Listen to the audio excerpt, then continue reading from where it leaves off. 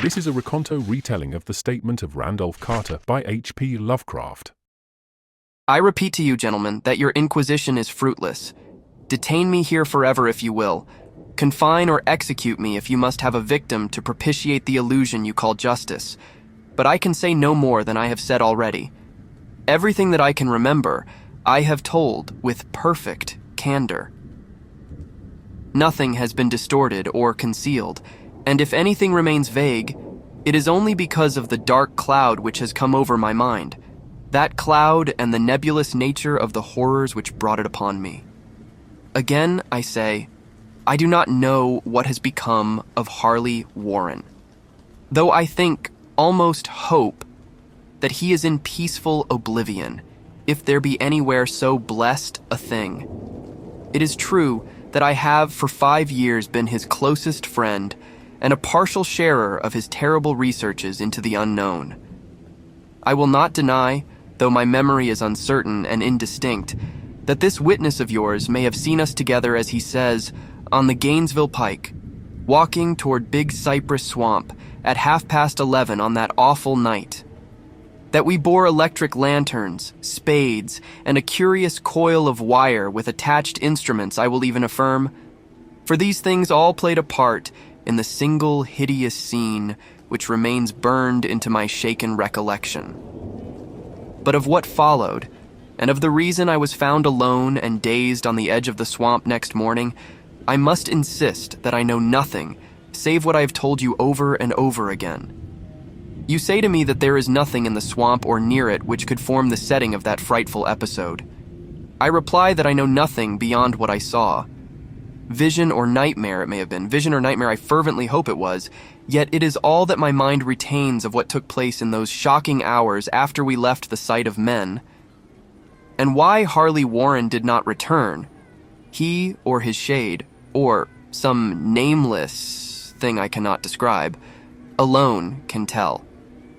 As I have said before, the weird studies of Harley Warren were well known to me, and to some extent shared by me.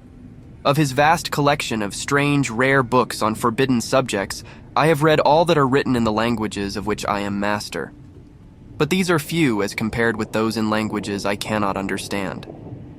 Most, I believe, are in Arabic, and the fiend-inspired book which brought on the end, the book which he carried in his pocket out of the world, was written in characters whose like I never saw elsewhere. Warren would never tell me just what was in that book. As to the nature of our studies, must I say again that I no longer retain full comprehension? It seems to me rather merciful that I do not, for they were terrible studies, which I pursued more through reluctant fascination than through actual inclination. Warren always dominated me, and sometimes I feared him. I remember how I shuddered at his facial expression on the night before the awful happening, when he talked so incessantly of his theory, why certain corpses never decay, but rest firm and fat in their tombs for 1,000 years. But I do not fear him now, for I suspect that he has known horrors beyond my ken. Now I fear for him. Once more I say that I have no clear idea of our object on that night. Certainly, it had much to do with something in the book which Warren carried with him, that ancient book in undecipherable characters which had come to him from India a month before. But I swear I do not know what it was that we expected to find.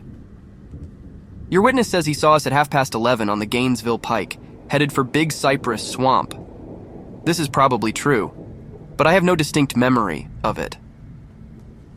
The picture seared into my soul is of one scene only, and the hour must have been long after midnight, for a waning crescent moon was high in the vaporous heavens. The place was an ancient cemetery, so ancient that I trembled at the manifold signs of immemorial years.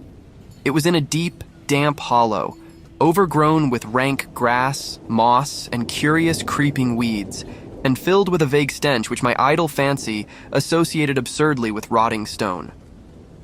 On every hand were the signs of neglect and decrepitude, and I seemed haunted by the notion that Warren and I were the first living creatures to invade a lethal silence of centuries. Over the valley's rim, a wan, waning crescent moon peered through the noisome vapors that seemed to emanate from unheard-of catacombs, and by its feeble, wavering beams, I could distinguish a repellent array of antique slabs, urns, cenotaphs, and mausolean facades, all crumbling, moss-grown and moisture-stained, and partly concealed by the gross luxuriance of the unhealthy vegetation.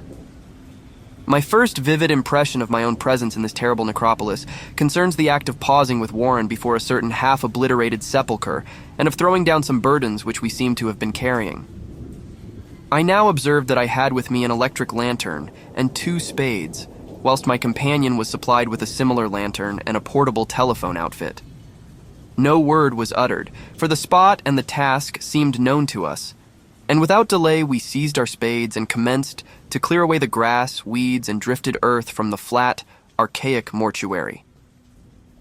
After uncovering the entire surface, which consisted of 3 immense granite slabs, we stepped back some distance to survey the charnel scene, and Warren appeared to make some mental calculations. Then he returned to the sepulchre, and using his spade as a lever, sought to pry up the slab lying nearest to a stony ruin, which may have been a monument in its day. He did not succeed, and motioned to me to come to his assistance. Finally, our combined strength loosened the stone, which we raised and tipped to one side. The removal of the slab revealed a black aperture, from which rushed an effluence of miasmal gases so nauseous that we started back in horror. After an interval, however, we approached the pit again and found the exhalations less unbearable. Our lanterns disclosed the top of a flight of stone steps, dripping with some detestable ichor of the inner earth, and bordered by moist walls encrusted with niter. And now, for the first time, my memory records verbal discourse. Warren addressing me at length in his mellow tenor voice, a voice singularly unperturbed by our awesome surroundings. "I'm sorry to have to ask you to stay on the surface," he said, "but it would be a crime to let anyone with your frail nerves go down there. You can't imagine, even from what you have read, and from what I've told you, the things I shall have to see and do. It's fiendish work, Carter, and I doubt if any man without ironclad sensibilities could ever see it through and come up alive and sane. I don't wish to offend you, and heaven knows I'd be glad enough to have you with me. But the responsibility is in a certain sense mine, and I couldn't drag a bundle of nerves like you down to probable death or madness. I tell you, you can't imagine what the thing is really like. But I promise to keep you informed over the telephone of every move. You see, I've enough wire here to reach to the center of the earth and back." I can still hear in memory those coolly spoken words, and I can still remember my remonstrances. I seemed desperately anxious to accompany my friend into those sepulchral depths, yet he proved inflexibly obdurate. At one time, he threatened to abandon the expedition if I remained insistent, a threat which proved effective, since he alone held the key to the thing. All this I can still remember, though I no longer know what manner of thing we sought. After he had secured my reluctant acquiescence in his design, Warren picked up the reel of wire and adjusted the instruments. At his nod, I took one of the latter and seated myself upon an aged, discolored gravestone close by the newly uncovered aperture. Then he shook my hand, shouldered the coil of wire, and disappeared within that indescribable ossuary. For a moment, I kept sight of the glow of his lantern and heard the rustle of the wire as he laid it down after him. But the glow soon disappeared abruptly, as if a turn in the stone staircase had been encountered, and the sound died away almost as quickly. I was alone, yet bound to the unknown depths by those magic strands, whose insulated surface lay green beneath the struggling beams of that waning crescent moon. In the lone silence of that hoary and deserted city of the dead, my mind conceived the most ghastly fantasies and illusions, and the grotesque shrines and monoliths seemed to assume a hideous personality, a half-sentience. Amorphous shadows seemed to lurk in the darker recesses of the weed-choked hollow, and to flit as in some blasphemous ceremonial procession past the portals of the moldering tombs in the hillside, shadows which could not have been cast by that pallid, peering crescent moon. I constantly consulted my watch by the light of my electric lantern and listened with feverish anxiety at the receiver of the telephone. but for more than a quarter of an hour heard nothing. Then, a faint clicking came from the instrument, and I called down to my friend in a tense voice. Apprehensive as I was nevertheless unprepared for the words which came up from that uncanny vault, in accents more alarmed and quivering than any I had heard before from Harley Warren. He who had so calmly left me a little while previously now called from below in a shaky whisper more portentous than the loudest shriek, "God, if you could see what I am seeing." I could not answer. Speechless, I could only wait. Then came the frenzied tones again. "Carter, it's terrible, monstrous, unbelievable!" This time my voice did not fail me, and I poured into the transmitter a flood of excited questions. Terrified, I continued to repeat, "Warren, what is it? What is it?" Once more came the voice of my friend, still hoarse with fear, and now apparently tinged with despair. "I can't tell you, Carter. It's too utterly beyond thought. I dare not tell you. No man could know it and live. Great God, I never dreamed of this." Stillness again, save for my now incoherent torrent of shuddering inquiry. Then, the voice of Warren in a pitch of wilder consternation. "Carter, for the love of God, put back the slab and get out of this if you can. Quick! Leave everything else and make for the outside. It's your only chance. Do as I say and don't ask me to explain." I heard, yet was able only to repeat my frantic questions. Around me were the tombs and the darkness and the shadows. Below me, some peril beyond the radius of the human imagination.